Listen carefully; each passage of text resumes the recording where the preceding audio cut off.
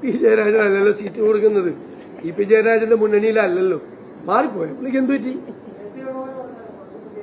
ആ അല്ലല്ല, അതൊക്കെ ആരെങ്കിലും അങ്ങനെ അല്ല എന്ന് പറയുന്നത്. ഇതൊരു ചർച്ച നടക്കുകയല്ലേ.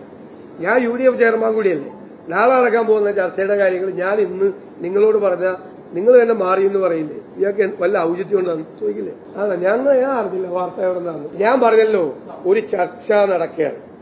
ഇതൊക്കെ എല്ലാ മുന്നണികളിലും ഉള്ള ചർച്ചകളാണ്.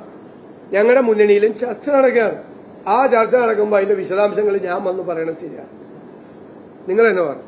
എനിക്ക് തോന്നുന്നു എല്ലാ കോൺഗ്രസ് നേതാക്കന്മാരും ആ സമരത്തിൽ പങ്കെടുത്തിട്ടുണ്ട്. പല കോൺഗ്രസുകാർക്കും ഇവർക്കൊക്കെ കേസുള്ളതാണ്. പിന്നെ തിരുവനന്തപുരത്ത് അതുമായി ബന്ധപ്പെട്ട പരിപാടിയിൽ ഞാനും പങ്കെടുത്തതാണ്. മിക്കവാറും എല്ലാ കോൺഗ്രസ് നേതാക്കന്മാരും ഇവർക്കൊക്കെ കേസുണ്ട്. കോൺഗ്രസ് പ്രവർത്തകർ തന്നെ ലക്ഷക്കണക്കിന് രൂപ കോടതിയിൽ ഫൈൻ അടച്ച ആ കേസിന്റെ ഭാഗമായതിന്റെ പേര്.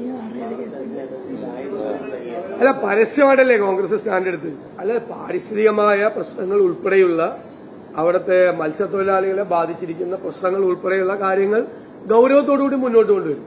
ഇപ്പൊ അതിനൊരു വലിയ പ്രാധാന്യം കൂടി ഈ ഒരു ഘട്ടത്തിൽ വന്നിരിക്കുകയാണ്. തീർച്ചയായിട്ടും അതുകൂടി ഉൾക്കൊണ്ടുകൊണ്ട് കൂടുതൽ സമരശക്തമാണ്.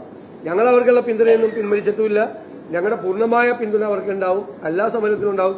പാർട്ടിയുടെ തീരുമാനം എടുത്തിരിക്കുന്ന ഒരിക്കലും ഞങ്ങൾ ഡയലൂട്ട് ചെയ്തിട്ടില്ല. മാർച്ച് 5 പ്രഖ്യാപിച്ചിരിക്കുന്ന സമരത്തിൽ കോൺഗ്രസ് പങ്കെടുക്കണം. അല്ലെ, ഞങ്ങൾ ആലോചിച്ചുകൊണ്ടിരിക്കുകയാണ് നിയമപരമായ മാർഗങ്ങൾ. ഗവൺമെന്റ് ചെയ്തില്ലെങ്കിൽ നിയമപരമായ വഴികൾ ഞങ്ങൾ തേടും. അത് ഞാനാണ് തീരുമാനിക്കുന്നത്. കോൺഗ്രസ് പാർട്ടി ദേശീയ പാർട്ടിയാണ്. ഞങ്ങൾക്കൊരു പ്രൊസീജിയർ ഉണ്ട്. ഞങ്ങളുടെ ഇലക്ഷൻ കമ്മിറ്റി കൂടി എന്നിട്ട് അതിന്റെ നിർദ്ദേശങ്ങൾ ഞങ്ങളുടെ സ്ക്രീനിംഗ് കമ്മിറ്റി കൂടും അടുത്ത ദിവസം തന്നെ. ആ സ്ക്രീനിംഗ് കമ്മിറ്റി കൂടിയിട്ട് ആ പ്രപ്പോസൽ സെൻട്രൽ ഇലക്ഷൻ കമ്മിറ്റിക്ക് കൊടുത്തിട്ടുള്ള ഒരു പ്രോസസ് ഉണ്ട്. ആ സെൻട്രൽ ഇലക്ഷൻ കമ്മിറ്റി അത് തീരുമാനിക്കും. നല്ല കിടില സ്ഥാനാർത്ഥി ആലപ്പുഴ ഒഴിക്കും.